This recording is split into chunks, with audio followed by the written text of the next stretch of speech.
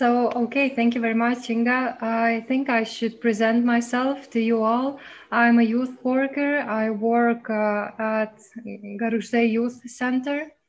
And we are doing some kind of a mission here. We try to help young people to change a bit their attitude to some of the topics we are discussing.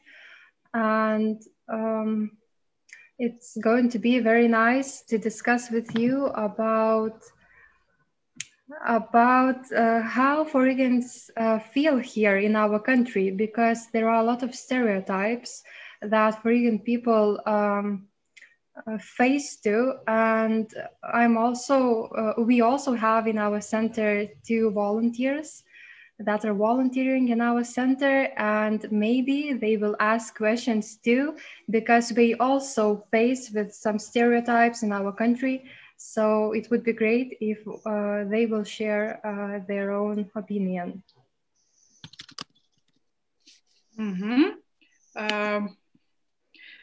Thank you, Ramona. I think it's good you can share your screen. Yes, for sure.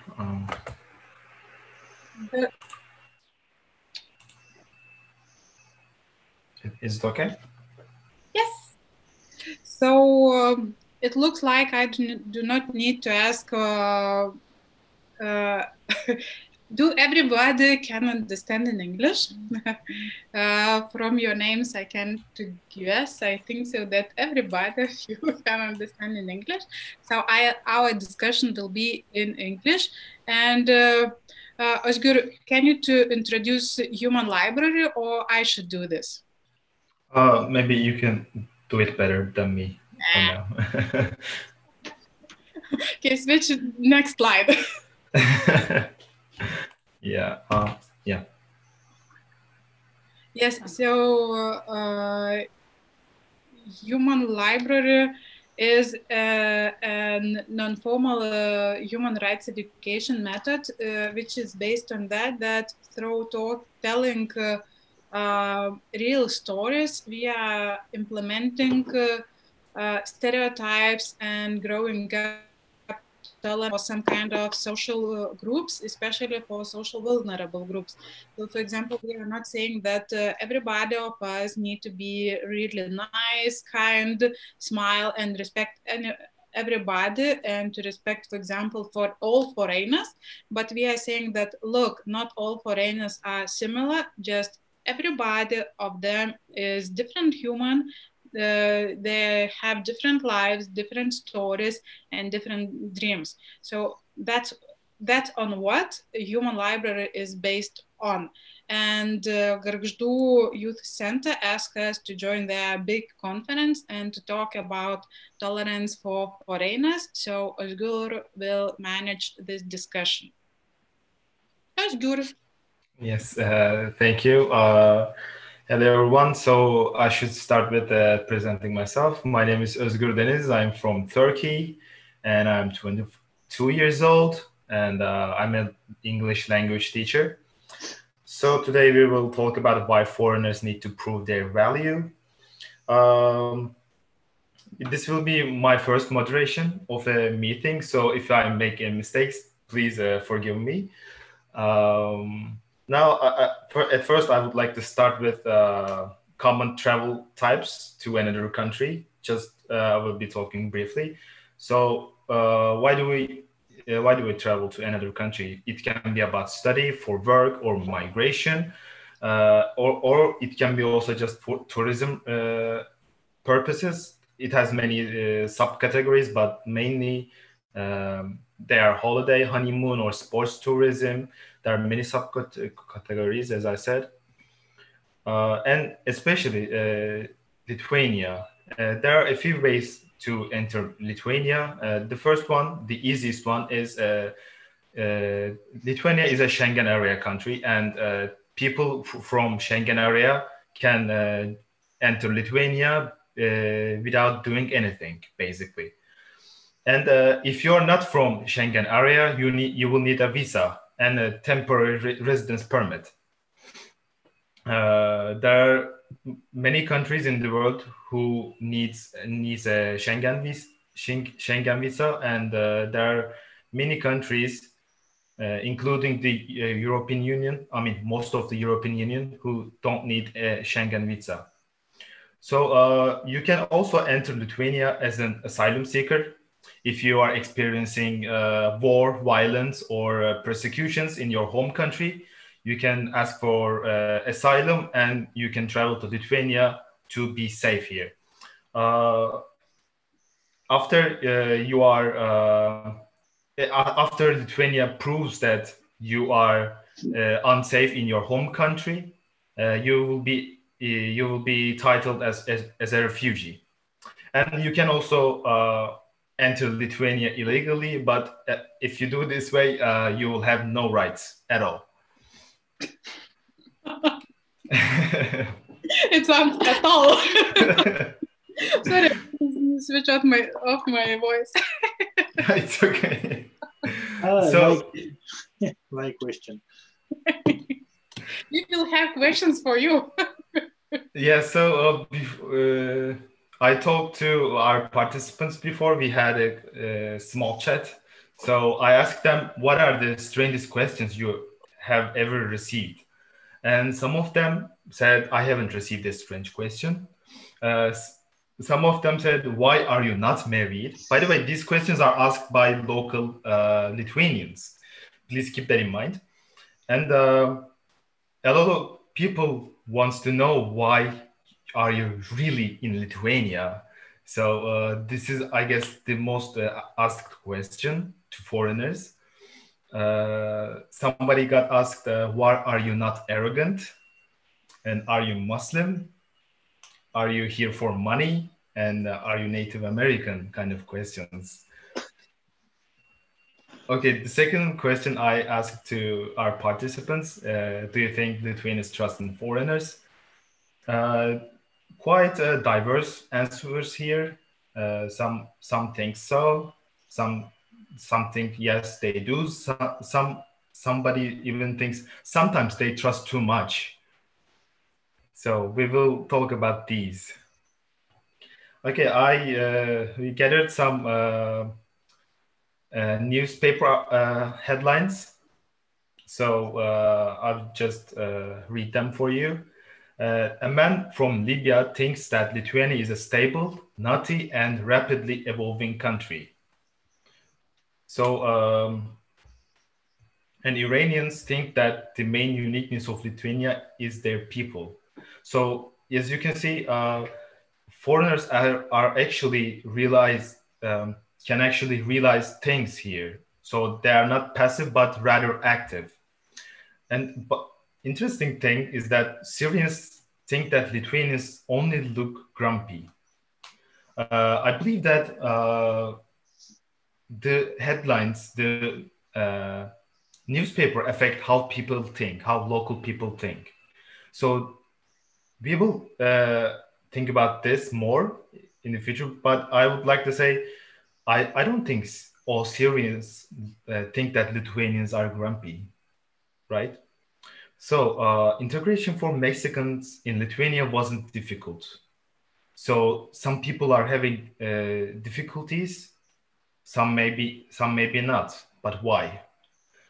Indians have a lot of friends in Lithuania, and Samson from Nigeria says, I am trying to show that Lithuania is not Russia. So he's aware of this fact. So good for him. And let's move on. Now it's time for our guests. Please, could you introduce yourselves briefly? Any volunteers? I can do that. My name is Jakob. I'm 27 years old. So this is an age where you don't mention your age again anymore. But yeah, I study in Lithuania since 3 months, and I will stay for another couple of months. And I study at the Technical University. I study architecture. Thank you. Anybody else? Hi, I'm Sankar Bandari, all the way from Nepal, South Asian country. I'm here since 2016. It's been almost like 5 years. I have spent already 4 winters in Lithuania, and I'm pursuing a PhD in agricultural mechanical engineering, and it's my second year. So talking about Lithuania, it feels like a home since I'm living here since last 5 years. I have made a lot of friends from around the world and the globe. So in between these 5 years, I was in Denmark for 1 year for the work purpose. Then I went back to my country. Then I started missing my friends, and I opportunities. Being from the third world country, we always seek for the opportunities what is the best. So Lithuania was the option. I came back to the Lithuania, and I feel good. Wonderful. That's good. Could you stop sharing your screen? My bad, true. I was supposed to. Yeah, my bad.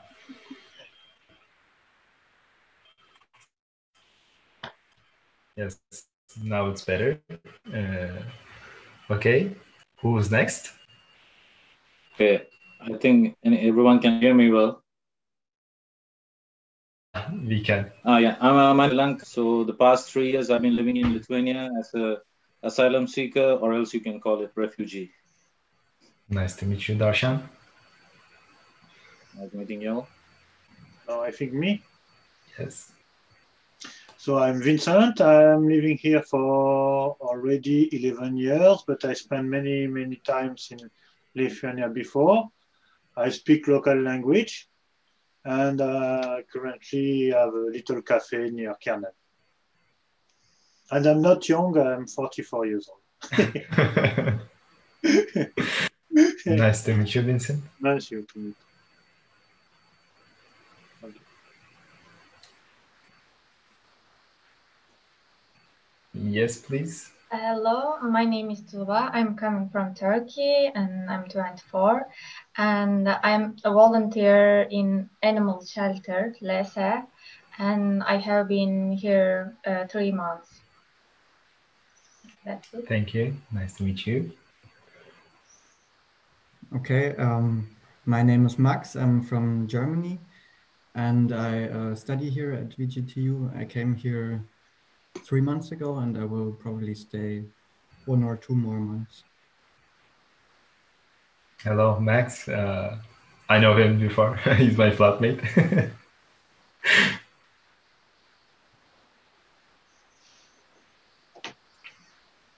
Yeah, my name is Finn.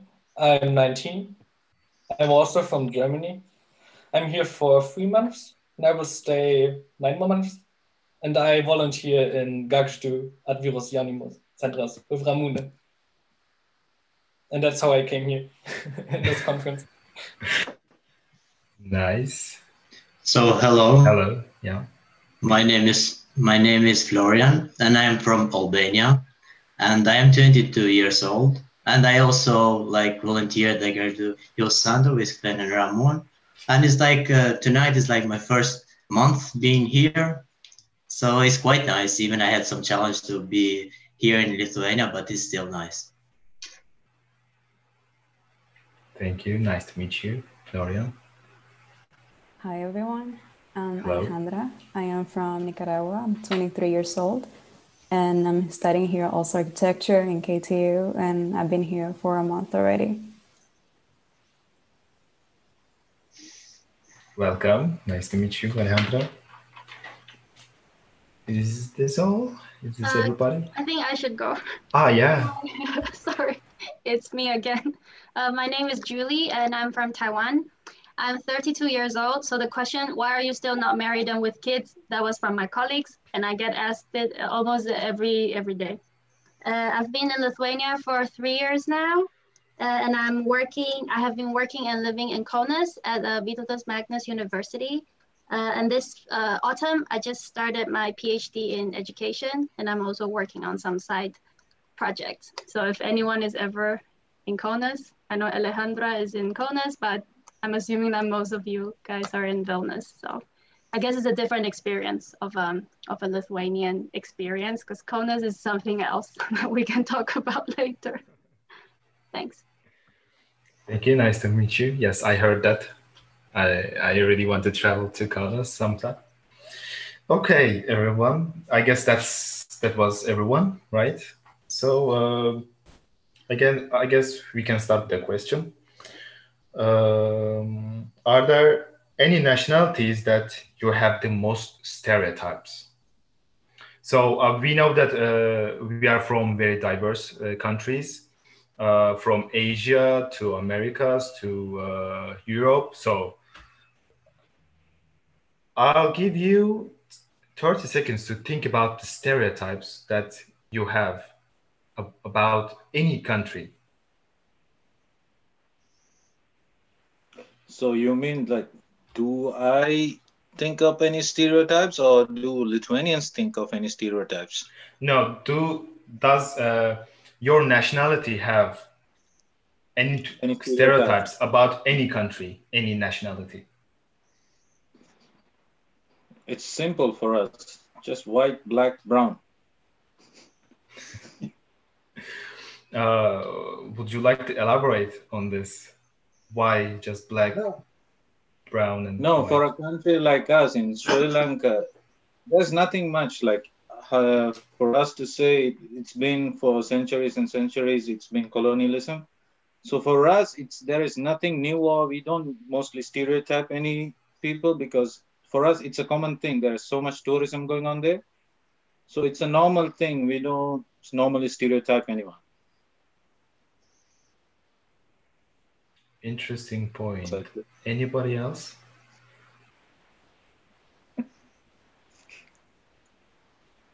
Yeah, well, I just thought a bit about it, and well, I would assume that I have probably have like myself probably about more about the countries that I haven't been visiting. So, for example, China is a place I haven't visited at all, and like the political situation for me, for example, it also applies to Turkey. We chatted about that earlier, Özgür. And yeah, the countries I don't know that well, I have like some, I don't know, weird thoughts about that sometimes. Thank you.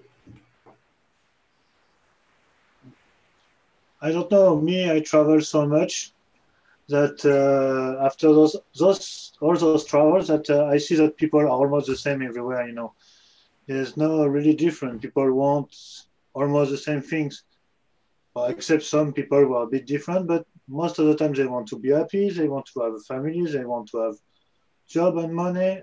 It's almost the main things you can find anywhere. So for me as well, stereotype, it's very hard to imagine right now. It's just like this, you know, experiencing with traveling. That's it. Yeah. Well, I personally share some different thoughts about this, but I don't know if Tuba would agree on this. But I think, for example, I am from Turkey, and we have many stereotypes about many countries in the world. I can say the Arabs are the nationality that we have most stereotypes about. Although most of them are wrong, which I heard from other people. They are in the everyday talk, and you can't simply get rid of them. What do you think, Tuba? Yeah, I can agree with you. How can I say? I'm a little bit excited now, but I agree with you, because I don't know, sometimes the people maybe mix Turkey and Arabic culture and rules. I don't know why, but sometimes like this. Yes, I have encountered such problems before, that Turkish people can understand Arabic language as well, which is totally wrong. Okay, I will move to second question now. Now we will hear your country's customs, kind of thing. how foreigners are received in your country? So I can start, maybe. In Turkey, we are crazy about foreigners. We offer many things, even if they don't want to. For example, tea. You know, not everybody drinks tea, but offering tea in Turkey is a must. You have to offer a tea or sometimes coffee, but tea is more common. And you would be a bad person if you don't drink this tea. You should drink it if you ever go there. And Turkish hospitality is, I don't know if you heard about it or know about this, but many people believe that Turkish hospitality is a different hospitality than anywhere in the world. So people are very, how do you say? People really like their stay in Turkey and how people react to foreigners. It's they just embrace those people. What about Germany? Would you explain? Yeah, I think sometimes the Germans can be a little difficult with foreigners, because I think Germany is a country where people already know a lot of other cultures in their surroundings. There are many Turkish people living there, and other nationalities as well. So when new people come from other countries and they are not for touristic reasons there, I think right now, especially in the last years, the Germans have been not so happy, which is very unfortunate. But yeah, I think it is like that. Yeah, I think there's not like a tradition in Turkey like offering stuff. So Germans usually stay distant when meeting like new people from new countries, and they need some time, to adjust and to see how they like behave and how they think. It's kind of, for me, it's like same as, I don't want to like talk to culture are quite similar in, meeting new people. So it's more like being quiet and see how they act. And, if you want to get like closer to Germans, they need some time. And, I think that's, yeah, I think that's like a stereotype of Germans, but it's not completely wrong. Yeah. I can even add something. I think because of a lot of Albanians, for example, they travel to Germany, and I guess there are a lot of them just working there, and it's like kind of hard to deal with all those foreigners when they want to go in your country and they want to just go and work there, all of them. I understand because my nationality, for example, has like a story when they have been like repeating, like going for asylum, for example, but still it's kind of hard to deal with those things. And that's it's not like a stereotype. I think it's like it's a bit hard to deal with those foreigners that come in those countries, like Germany, for example, or France, or a lot of countries. I would like to say something about that, because I think we also discussed it before, Özgür, when we just touched the topic a bit on your balcony once. And that I find this idea of a diverse cultural or a diverse culture of a country, I find it 100% normal. And especially like when we say, okay, foreigners are not all the same, I think that's true, but also people within a country are not all the same and are very diverse. And I think that's really, for me, that's the thing, what's good about Germany, that it's somehow a diverse country. I can speak a little bit on the Latin American side. At least for us foreigners, they're like, we're very much welcome. We already treat them like family because we are very warm people. So whenever we got foreigners, it's like we get really happy, really excited. So we invite them even to our houses to visit places. We always try to make them feel comfortable, and so they also have like a good experience. Yeah. Yes, please. I would like to speak for the Taiwanese. We really appreciate guests. I think it's partly because we are an island, so we're not really a place that people would pass by, you know, during a transition or when they're like transiting to a different country, they have to want to come here to be able to be there. So when people do arrive in Taiwan, I think it's a lot of hospitality. It's being voted like one of the safest capitals in the world for expats.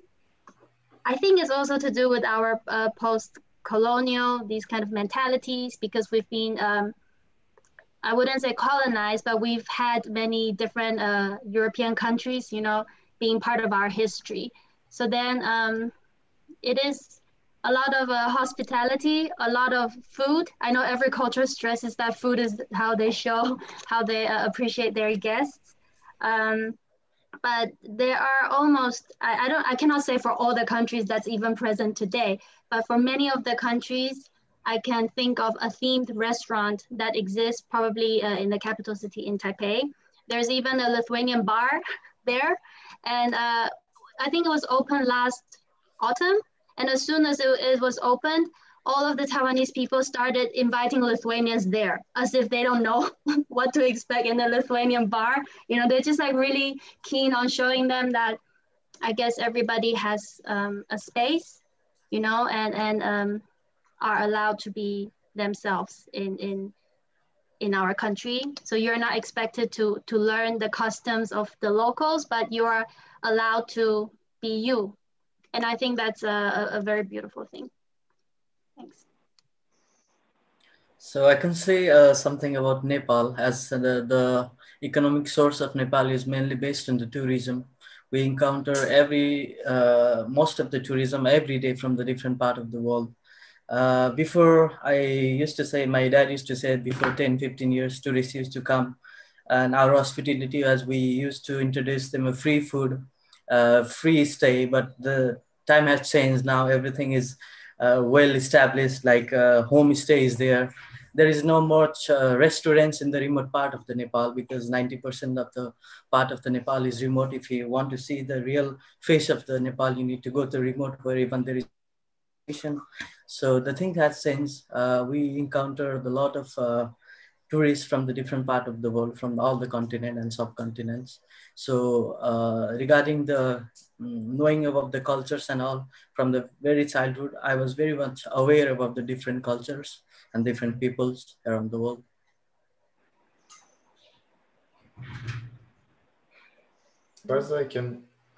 As far as I understood, many countries are actually happy to see foreigners and they welcome them. That's good. Yes. Can we ask Lithuanians to tell how do we look to foreigners? Because we have here Vasarė. I was just going to ask the same thing. From your names, I understood that you are Lithuanians. How do you think?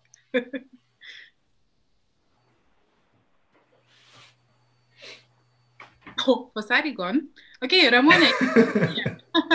So tell us. Very sorry, can you repeat the question? The question was how Lithuanians look to foreigners. Actually, it is kind of individual attitude to foreign people. Here in Lithuania, we have that attitude that it is kind of hard to explain. Sometimes we want foreigners to come here in Lithuania and try to involve as much as possible, but sometimes we just try to neglect that they want to come here and we try not to accept them. So I think it is because of stereotypes that are very common here in Lithuania. We have a lot of them. And one of our volunteers, I think it's Finn, asked me why people in here in Lithuania in the shop centers are so sad and not smiling all the time. So I was telling to him that it is not because of you, not because you are from other country. It's just the mentality of our Lithuanian people. It's not just for all of us, but it is very common. We are like this, and and that's it.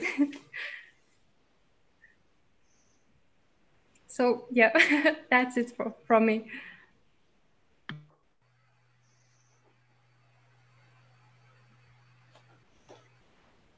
Any other Lithuanian?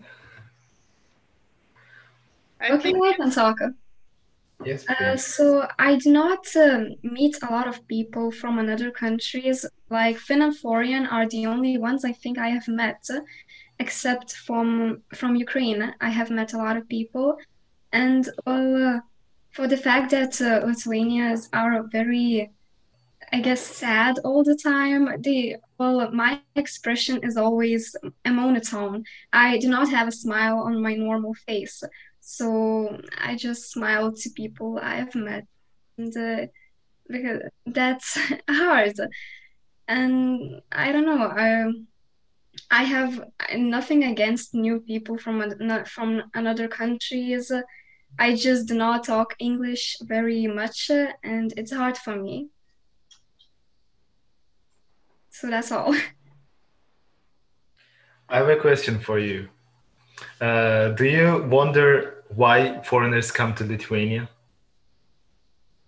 I actually have no idea because, well, we do not get many people from other countries because, well, Lithuania is more like, I guess, is always compared to Russia. We have a lot of things about ourselves that are special, but our country is real small. So I don't know, actually. That's a great question. So my next question would be, why did you choose Lithuania to our foreigners? So I am Lithuanian. No, to foreigners, not you. Oh. This famous question goes to our foreigners. And to me as well. I'm a foreigner too. So what do you think? Why did you choose Lithuania? Can I say? Yeah, for sure. To be frank, I didn't choose. Okay. To be frank at all, I had no idea there's a country called Lithuania existed before I even came here. So as a refugee, I was dropped here. That's it. But I felt like from the day I've been here, like for 3 years, I don't find it hard for me to survive. I found a new home here, that's all. Anybody else? I can say, why? I met my partner when I was volunteering in Poland with Rotary International about 5 years ago. And because we're part of the many various international service projects, so we kept on meeting each other because we were quite active. He convinced me to apply for a scholarship at Vytautas Magnus University, and I did. So then I stayed for a summer, and then he convinced me to apply for a job at the university, and I did. So I stayed for a year, and then it just sort of snowballed. So yeah, I think if I think about it, I see it as sort of a destiny, because both Lithuania and Taiwan are so small countries comparing to our neighbors. Lithuania's population is what, 3 million, 2.8. Taiwan is at 23 million, but we are still relatively small comparing to our neighbors. So yeah, I see it as an ultimate sort of limited edition encounter, because what are the odds, right? So yeah, that's my story. So on the question on regards to why Lithuania, the first thing will be the career opportunity. Either it's a work or education. I came as a student, and now I'm working as a researcher. That is the first. And second thing, as Julie said, is a destiny. I have never thought in my life that I'll be staying here in Lithuania for 5 years and maybe 5 more years. So, and the second thing is I always wanted to explore European culture. So as I said, Nepal is a tourism country. We used to meet most of the people from the Europe. They were very much relaxed, different culture, their ideologies were different. And I wanted to know, oh, what's going on there? I want to go to Europe one day. So destiny brings me here. I'm in Lithuania. Thank you. Well, in my case, why I chose Lithuania? Well, as a person that has traveled into quite a few places already. And while searching a bachelor, you try to look for like quite experience. And after finding the university I'm at the moment, and then seeing that the country itself offers so many opportunities for foreigners to integrate with the people, to learn from different cultures, learn from different places, also allows you to have exchanges into other countries. So I think that was like something that caught my attention a lot, and that I thought it was going to be, how do you say, something good for me to learn and to experience. And so far, actually, I can say that it has worked. Even it's just a month, but I have been able to meet so many different people, have been able to interact with many Lithuanian people, which have been kind. And I've learned a lot from the culture so far. So I think I made a good choice on that. So that's basically why. To hear this. Maybe I can explain, because this question is really big for me. Everybody asks why Lithuanian, and I have no idea, because I choose just project. I didn't choose country name. And when they turned back to me, I was very happy. Okay, finally I found a volunteer project, and I saw the country name, and what? Where is Lithuania? Where? I don't know. I had no idea. And I opened the map. I saw the location. Oh my God, it's really far away from Turkey. And at first time I was a little bit scared, because weather is completely different from Turkey. But now everything is okay. In my case, the answer was very simple. I liked basketball, and Lithuanians love basketball. So it can be very different from people to people. I mean, it can be as simple as I love basketball, so does Lithuanians, or very complex, like Darshan said, I was dropped here, so yeah, very different reasons to be here. But it's a common thing that we all love to be here. Am I right? Yeah, nice to see people nodding. Yeah, great. Oscar, is it right? Yes. Okay. You can call me Oz. Oz. Oz. Yeah. I don't want to pronounce it wrong. I can't believe you're a basketball fan and you've never been to Kaunas. Like, Kaunas Žalgiris is like, how can you not? I was watching Žalgiris Kaunas and Fenerbahçe, my favorite team. In Kaunas was my dream, actually, but unfortunately I cannot make it right now. It is the best. You must. It's not just a game. It's like a show. You know. Yeah. All these special effects. I really wanted to go to a match, but I think I won't be able to, especially to my two favorite teams matches. And Žalgiris Kaunas has been my favorite team for 2-3 years, so it would be great for me.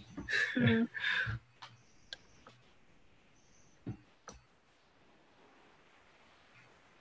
Okay, shall we jump to the next question?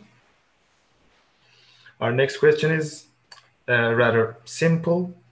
Just are climatic conditions different in Lithuania than your home country? What are the differences?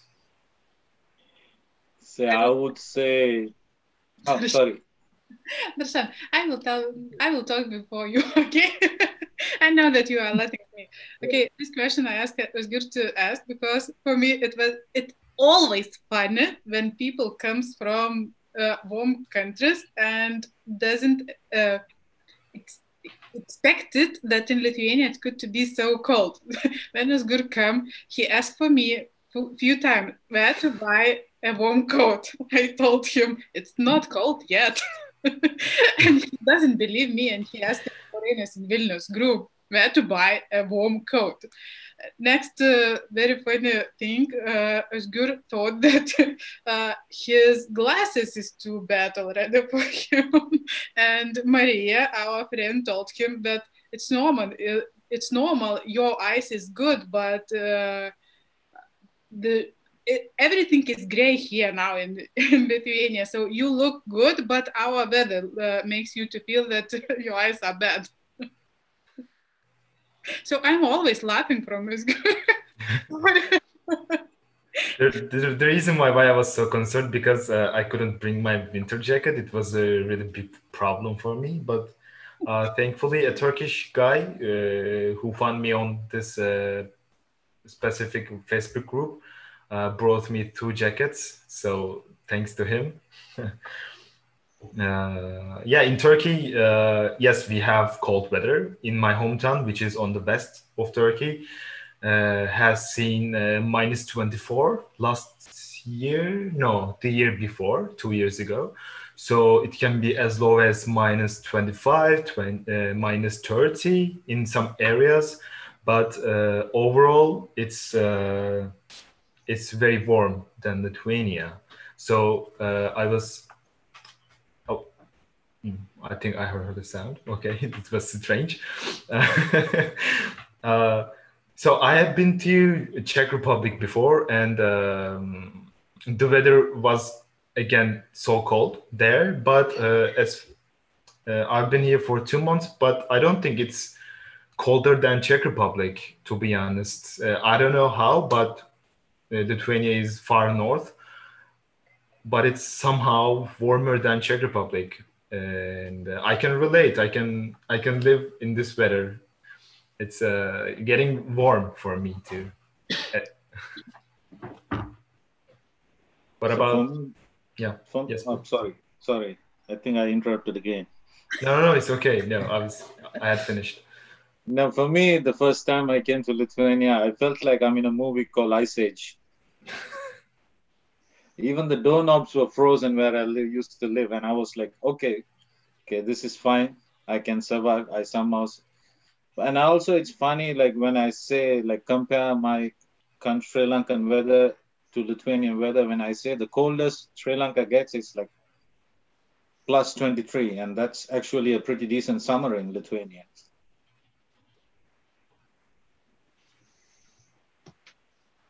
I want to tell something about this topic. Cold weather is not a big deal for me, but where is your sun? Really? I miss sun. I didn't miss my family. I didn't miss Turkish food, nothing, but I really miss sun. Where is? Every morning I open my curtain. Oh no, again, gray, foggy. How can I walk weather? I just stay at home. And where is sun? Really? Still is too hard for me without sun. How you can live without sun? I don't know. Everything my family is showing this sun weather in my country, and really I can cry. One day I will cry. Thank you. It passes. Trust me, you'll get used to it. And I suggest vitamin D. It's really effective against coronavirus and the sun. You get vitamin D from sun, so it helps. Yeah. So Yeah. talking. Oh. Go on. Sorry. It's okay. Okay, I'll go on first. Then talking about the climate, I think mostly we'll be talking about the winters, as we are in Lithuania. So the day I landed in Lithuania, the temperature was -25 in 2016. I was very happy to see the snow because it was new to me. Talking about the climatic condition back in my country, we have a land topography. Even we have the temperature to -50 in the winter and +50 in the summer. But I belong to the place, it's in the Himalayas, near to Himalayas, where I experienced the maximum of 30 degrees and minimum of -1 degrees. And there are basically 4 climates, weather conditions, like we experience spring, rainy, typically differentiated. Like if it is a winter season, then it's a winter, it's raining all the day, all the nights. And what I like about Lithuania is summer. Oh, summer is wonderful. I like cycling. For this summer, for like 1 month, I wake up, I had a breakfast, I went for a cycling, came back home at the night. So summer is wonderful in Lithuania. If you haven't experienced the summer in Lithuania, if you experience it later, you'll like it. Wonderful summer in Lithuania. Thank you. Jakob? Yeah, I feel what Tugba said. So I miss the sun a lot, and I have the impression that that's really a problem. But the temperature is not so bad. It's really like for now, it's still the same like in my home country in Germany. So I don't mind that so much. When I was in Germany, I didn't see any sun. So is this true? Do you miss the sun as well? Yeah. Well, I've been looking on Instagram, and now it's quite the sunny autumn, winter start in Germany, and it's kind of cold. It's like -5, I think, during the night, but at least there's some sun, so I think that's more important. Yeah, I totally agree. Some sun would be nicer, but it's okay. Anybody else would like to talk about the weather, or we will move on to actually the most important question. Did you ever feel like you have to prove something to local people, to Lithuanians? I would like to go. Every year I need to prove myself to migration. They're horrible. And they actually tell me in my face, they're like, I'm sorry if you're like a truck driver or something, you know, from certain countries, it's easier for us to give you a permit to stay. But because my university studies were all in the UK, so right now there's also Brexit, so they have to like re-recognize, you know, and decide, you know, how are they going to be treating these diplomas. So then every time I have to go to migration department and Darba Birja, horrible. The only time that I feel that I need to prove myself, like really, I'm not a fraud, just like let me be. So yeah, this I feel very strongly about.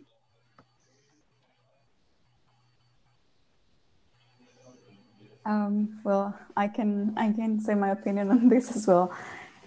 Even if it's just a month, I do feel like I do have had to prove a lot, especially on my studies, especially to my classmates, since we have had a couple of group works.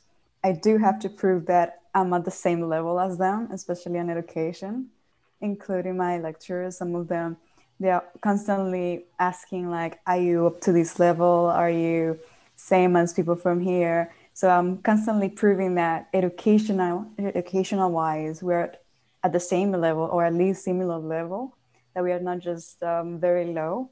I do have had a couple of misunderstandings in that case where some people kind of think that just because I'm from Latin America, my education isn't as good as the one from Europe. So that's something that I do have to constantly work on, or to prove myself that over that side is not always that bad. Yes. Thank you. So for me, it's totally different than the rest of y'all, because I think since I'm a refugee, so I have pushed myself to constantly prove myself that I'm normal, I'm not weird for them. So I need to, how can I put it? I need to represent kind of my country, because, you know, previously there were some issues that messed up my reputation as a Sri Lankan. So I had to break those things and prove that, okay, Sri Lankans are okay, they're normal. So all these things I had to prove all constantly that since I'm a refugee, I'm not here for money, and I'm educated as well. So the knowledge wise or the behavior, I'm social wise, I need to constantly prove myself. What about people from Europe? Yeah, I can talk for myself. Yes, I think I have been more than like a month, and especially like proving myself, because probably they don't know even Albania is like similar with we don't know Lithuania as well. So probably I had some problems when I wanted to go to a specific bank, for example, and they didn't even let me take my money from the bank because I'm a foreigner and I need to have a permit residential, which I have applied, but I still haven't yet. But overall, I can say that it's not that we need to prove ourselves. I understand that every country, when you go in every country, you have those things that separate you from them. But overall, I think it's like good.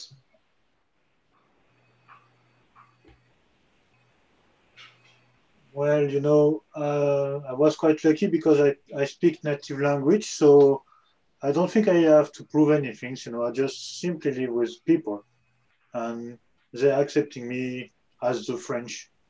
That's it.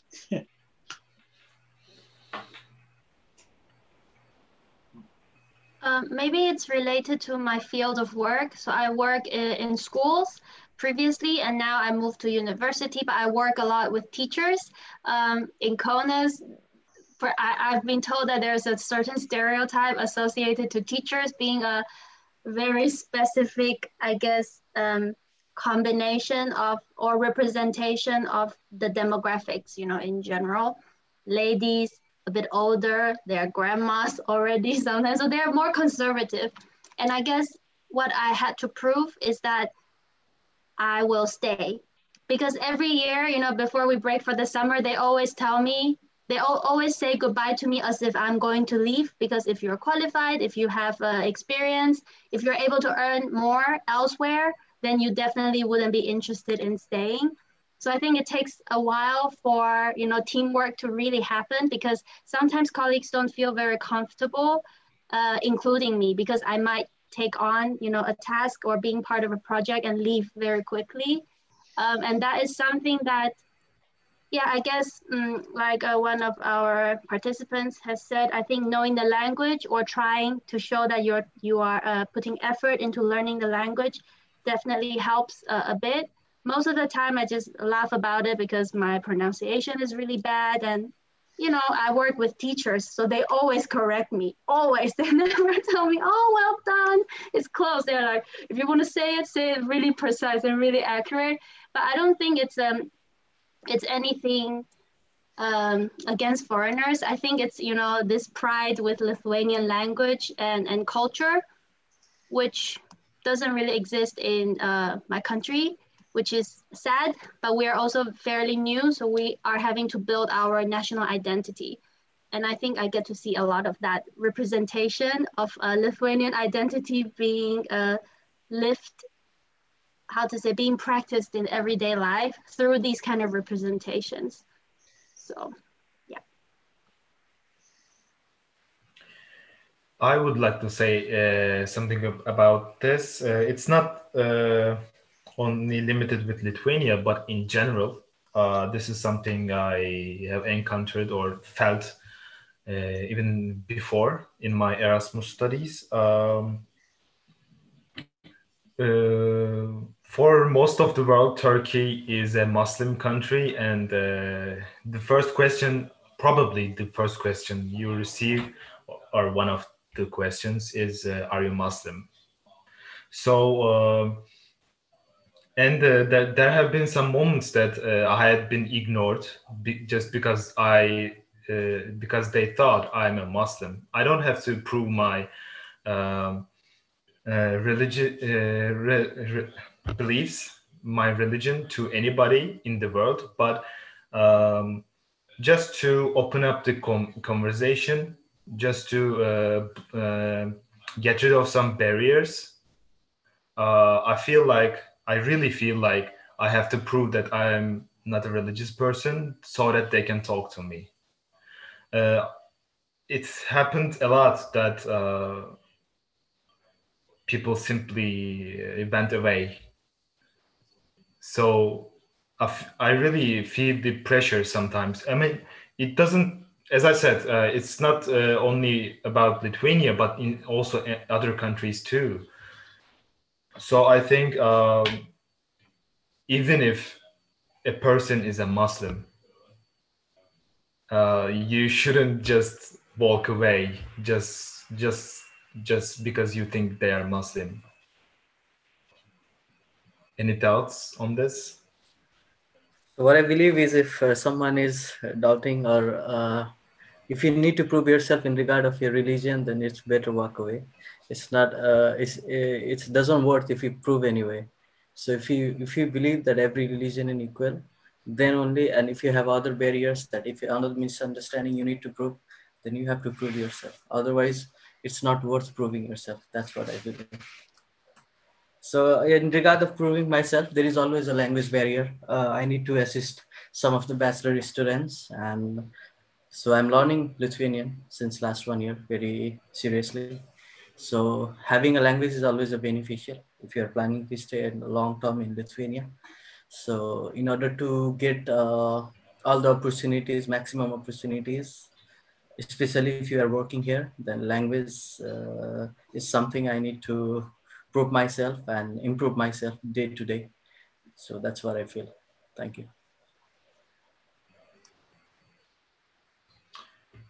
I'm left speechless. Thank you, Shankar. It was a really touchy thing you said. I will keep in mind. I will keep that in mind. Thank you. I would carry on that, and it's a strange feeling to say that, and I noticed that on some like a couple of times already that me as a blonde German, I don't have ever the impression to face any like anyone is prejudging me on things, and I think that is really uncomfortable, or it makes me feel uncomfortable now, but it is uncomfortable for everyone else when he's affected or she's affected. So yeah, I'm quite worried about that. Yeah, many people, Turkish people, are experiencing such thing. I believe not only me, but many other people, my friends too. My friend was in Spain, and he had similar problems, similar feelings as well. But I think that comes even like when you go in a country that is like totally religious, like religion to Christianity, for example, they can have that issue. It might be the opposite when it happened even in Turkey. If you go in Turkey, you will be judged if you are a Catholic. So I think it's like when in those countries when they have the straight belief in those religion, they can be really hard. So I had even experience, or my friends had experience in like in Turkey, when you go as a Catholic. So I think it depends in the countries.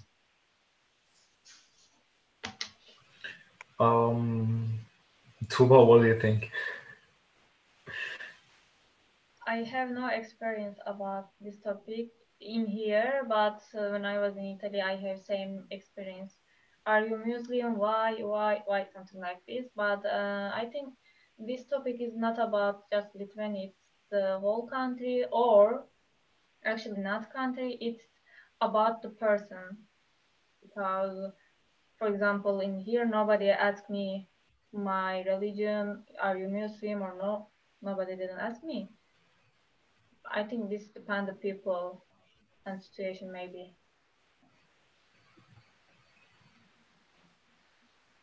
Well, anybody else who would like to express their experiences in Lithuania or in another country?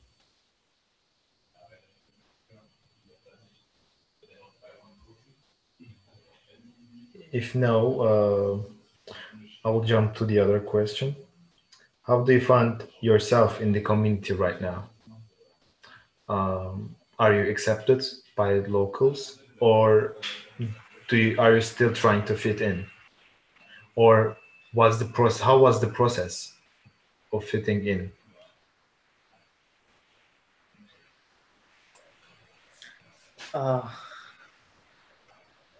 It's a very hard question, actually. If I need to say, it's really hard to fit in the community. I felt in Lithuania because I have been to other countries as well, but to fit in, maybe the main reason is a language barrier, and second reason is an understanding of different culture. But what I felt is, but I don't know why, and because I don't have much touch with Lithuanians, mostly in the career-wise or professional-wise. I'm in touch with the people of Lithuania during our work time or some leisure time. We are actually fits in with communication and everything, but rather than that, if I go to some remote places or like other countries, they invite some people to stay in or to go out.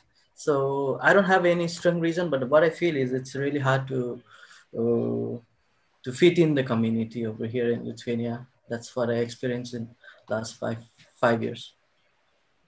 Thank you. I think it depends on what do you mean by fitting in.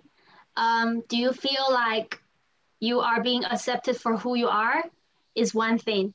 Do you feel like you're able to disappear into the majority crowd? You know, it's a different thing, because physically speaking, it's not possible. You know, practically speaking, it's impossible for me to disappear. And one of the things I find the most difficult is actually this. Wherever we go, if there is a long weekend, a longer holiday, everybody is in Nida, Palanga, Birchnes. You meet your neighbors, you know, in the hotel next door still. So it's like one of those things that I don't feel like defines whether I feel good or not here.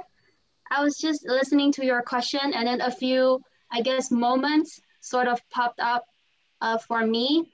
There were moments that I felt like I'm being accepted for who I am, even though it can sound funny. All of them are related to my previous job and colleagues that I've met over there. So I worked in that job for almost 3 years. One of the moments that I felt really like, yes, Kaunas is my city, is when, for those who knows Kaunas, you know, we have this Freedom Avenue, Laisvės alėja. It's a pedestrian street, lots of cafes, bars. So then I remember walking down with my girlies, you know, we were walking down Laisvės alėja and we were going for lunch, like Sex and the City, you know, we are girls, and because it's a really huge street, you know, really spacious, Kaunas in general, very spacious, walking together. And I felt like I was being truly accepted, invited to lunch and walking down, not like, you know, the foreigner who joins our group, but, you know, that's part of the group. So that was one of the moments that I really felt like, it's a bit odd, I guess, but this is one of those things like Lithuanians that I find a bit difficult is in my culture, we never let people dine alone or let people eat alone. We feel like we need to include people because eating is one of those activities where you show love.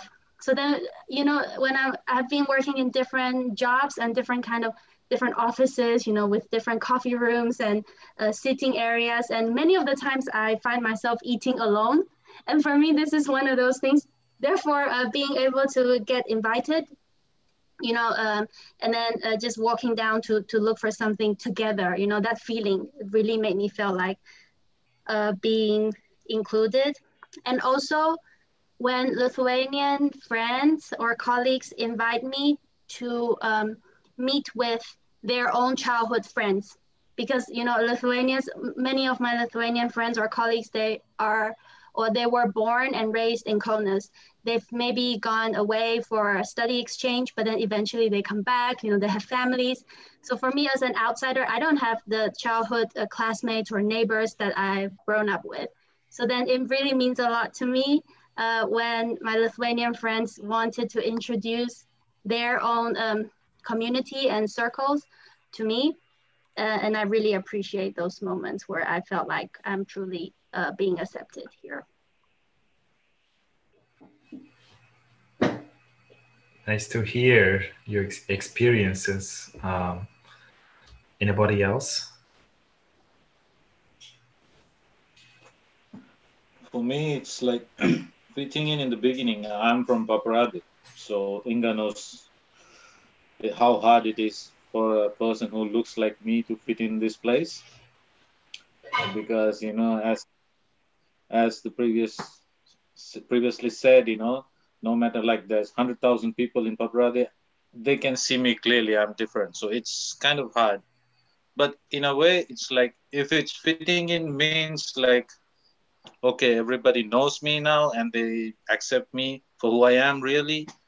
And if it means in that way, I think I have fit in. I fit in Paparadi pretty well now. And how was the process when you first got here? The process it's strange and funny and awkward.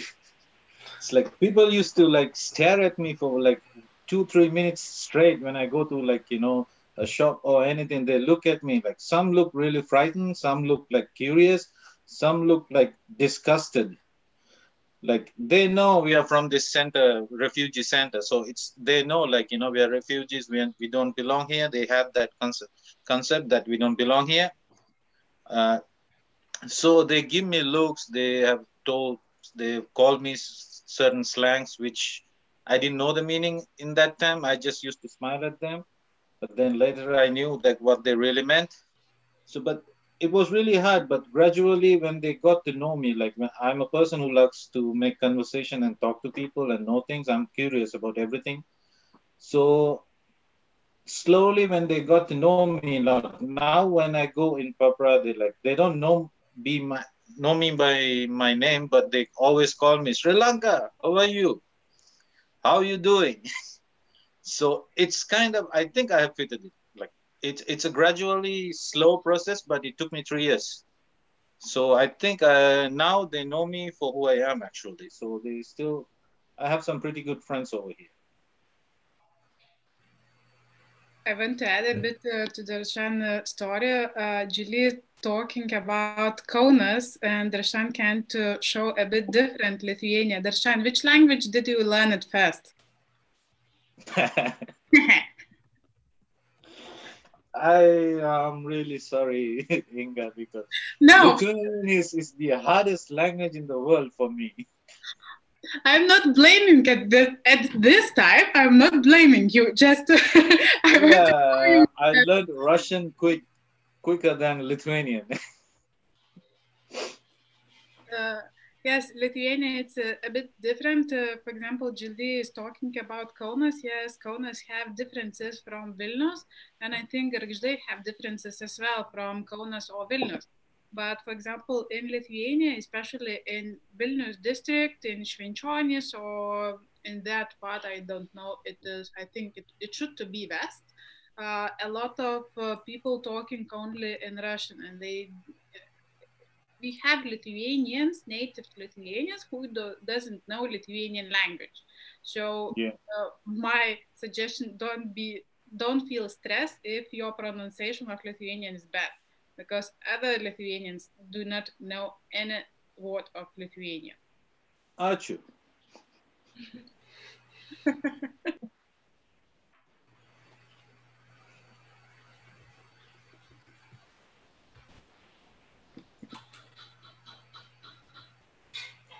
So students, how do you find yourself in the community? What do you think? There is always the Erasmus bubble, and it's quite easy to stay in that bubble. So I was happy to have like contact with Lithuanians in the apartment I lived before with 2 Lithuanians, but yeah, other than that, my contacts have been limited so far. So also because I've only been here for almost 3 months, but whenever I tell Lithuanians that I'm from Germany, they always react very positively. So I would say I feel very welcome. Yeah, and you think it's also because of the Erasmus community, because they tend to embrace more people. Is that correct? Yeah, also Erasmus people are maybe more welcoming towards foreigners than just a regular Lithuanian from some random village. Yeah, that's probably also true. Great. Shall we move on, or would you like to add something? Okay, let's move on. Is it easy to accept the cultural and legal norms of another country? So cultural norms can be like eating while talking or talking while eating kind of thing. Or legal norms can be, I mean, you know, legal norms, laws that everybody has to obey.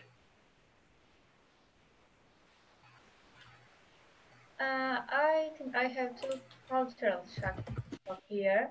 The first one, when I was in the bus, I'm just watching around also the house, and I don't know, do you have a curtain at home? Because in Turkey, it's really important, you know, look, you have to close your window and nobody shouldn't watch your home, but I can see everybody in room. I can watch them. Why they're not using curtain? And I asked this question to my local friend, and he told me, I don't know. We have curtain, but we don't close at the night. It's a little bit culture for me. The other one is one time we are eating some cultural food, and I saw small herb on my plate, and I asked, "What is this?" And they told sunflower, small sunflower, and I think how, because a sunflower is not eatable herb for me. You can, you know, I don't know the English name. We are eating different type of some purpose, not for the plate. This is too cultural shock for me. Just I have to remind we have 15 minutes left, so we can talk about this question briefly. Then we will wrap the session. I found it, yeah, well, I do smoke, and I found out about a law in Lithuania that it's not allowed to smoke on your private balcony. And I find that, like, of course, it is kind of annoying for me, but also I find it really strange that if you own property and you are still not allowed to do legal things on your private property, like, of course, I can understand that it's not possible to shoot with a gun or something, but yeah, like smoking cigarettes, I'm really surprised by that, but probably it's not, but I mean, the people do smoke in this country, so I think that's really a strange thing.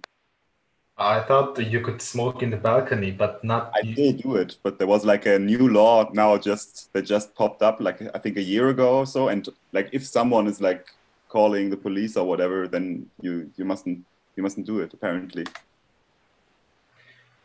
Can I add to this? Yes. Sorry. Yes.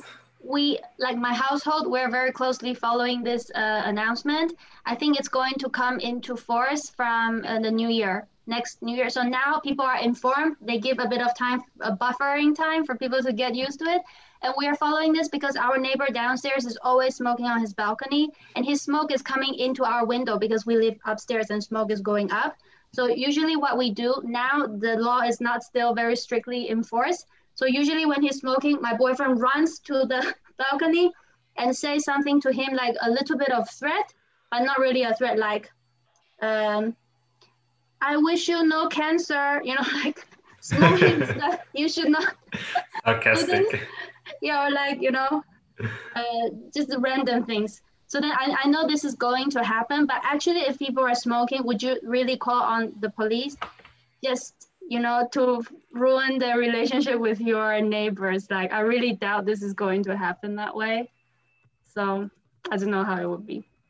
Yeah, it's just I don't know, a liberal idea I have of that it's my, I mean, of course, I understand the fact that when you open the window, that might be a problem, actually. Yeah, that's true. So probably there's another way of communicating that than calling the police, I assume.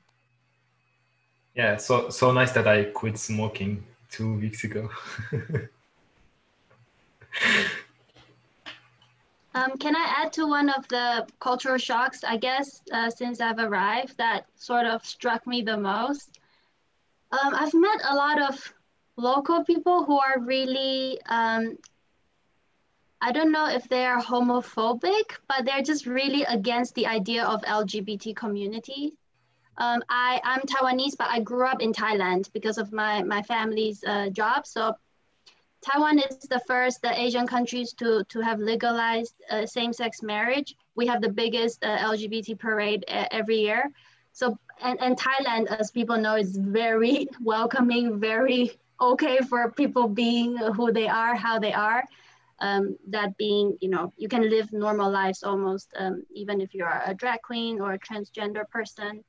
And I can say this because I lived in that, you know, I witnessed this. So for me, it was really shocking, and I didn't really know how to respond to certain comments because, of course, they are opinions. This can be related to religion. It can be politically related, and it's very personal because it's ideologies. It's also, to some extent, beliefs. So I find those situations quite. I find it offensive, even though it doesn't affect me. But the very extreme sort of comments that I would hear from people would make me really uncomfortable. Like if it's a group of friends and all of them seem to think certain way or making certain jokes about certain group of people, that is when I feel the most shocked. And I'm hoping that with events that you guys are doing, you know, these kind of more openly discussing, you know, differences, but actually we're talking about differences, but I agree with another participant. We're actually talking also about similarities. You know, we're also different, but then at the same time being human. So I think definitely having more conversations as such would help in this. But I'm really hoping to see some changes in this aspect because, yeah, it's for me a bit unbelievable that people can still talk like this openly, publicly, you know, when it's obviously against certain people's rights by birth. It takes time, but hopefully it will eventually happen. So I guess we should wrap the session. So I want you to go to slido.com and type in the code. Does everybody have access to internet browser? I hope you do. It doesn't matter. It can be your mobile phone or on your computers.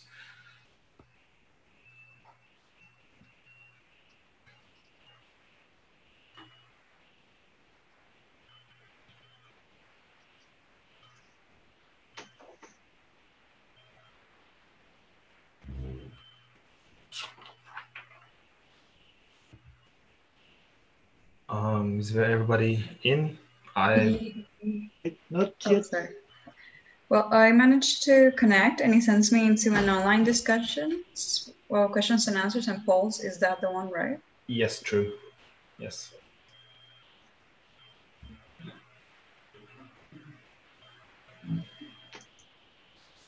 Let me start.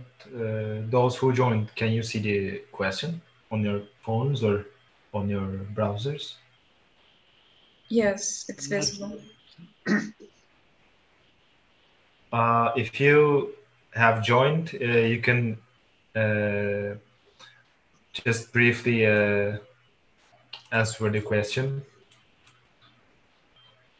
What have you learned today?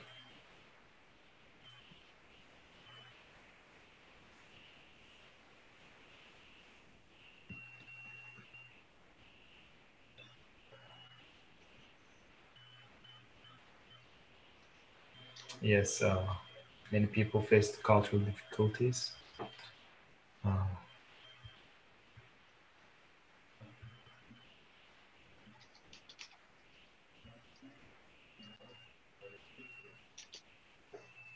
Okay, answer is coming in. For what different reasons people end up in Lithuania? So many experiences. Many people, yes. Wasn't aware of those difficulties either.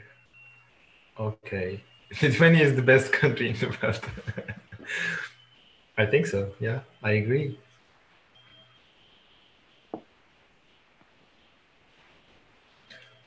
We are all different, but also the same. Yeah. Okay.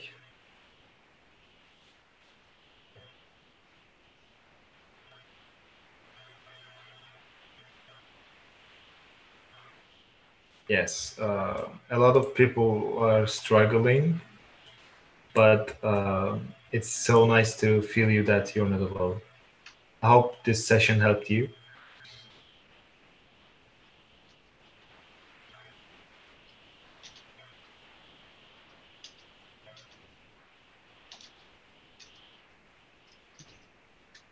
while you are writing, I will tell you, you was sharing your experiences, how you face with the cultural differences when you come here in Lithuania. I can share how I face cultural differences when I have met one person from Cuba. A few years ago, I was working with refugees and I was working in detention center. Detention center is like a jail. And I went in a man's, I don't know, block. And one man from Cuba, I woke up him, he came to me, you told that Lithuanians are not smiling. Basically, they look sad or angry. You cannot even to understand what we are thinking. So I am typically Lithuanian, went to detention center, woke up, one man from Cuba, and he stand up, hug me, and tried to kiss me. And it was such a big cultural shock for me, because you know, you are coming to jail and some kind of prison trying to kiss you. So it's my experience.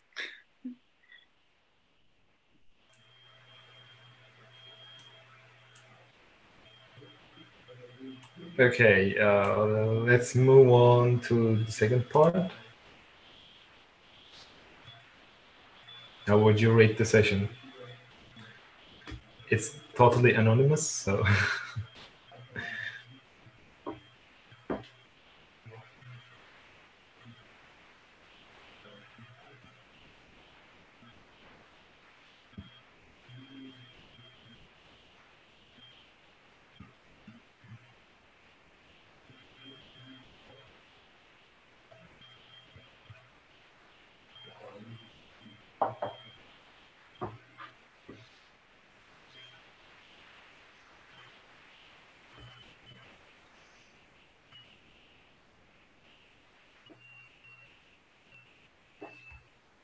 Okay, yeah. Today we talked about stereotypes, about our struggles, and I hope everybody could learn a few things, one or two things at least. That we also we are different from each other, but we almost all share the same feelings, and everybody, no matter what their beliefs, I don't know, cultural background from they should be treated equally and as a human being. No one should face such inequalities. So thank you for joining in, and I don't know. I know. Thank you, everyone. I know. You don't know, I know. Okay, so I will continue. So yes, please. Thank you for good and for everybody of you. And actually, it was really interesting to meet you and to understand that all foreigners have different opinions and different cultures and different, I don't know, stories and so on. And the last word I will give for Ramonė from Gargždų Atviras Jaunimo Centras. Yes, of course. Thank you very much. I just want to thank you all for participating here in our discussion. I was really surprised that so much of you participated so actively and share your own experience. So it was very interesting to hear all of you, all of your attitude, all of your thoughts. So I hope that in the future we are going to meet once again and try to continue our discussion, because it was really fun. It was really helpful and effective for all of us. Thank you very much.